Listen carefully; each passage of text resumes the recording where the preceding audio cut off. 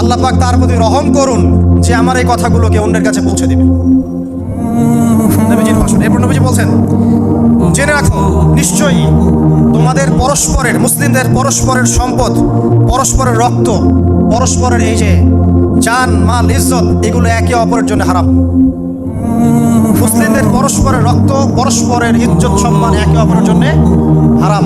এর হানি করা একে অপরের জন্য হারাম। ঠিক যেমন আজকের এই দিন হারাম, এই শহর হারাম, এই মাসও হারাম।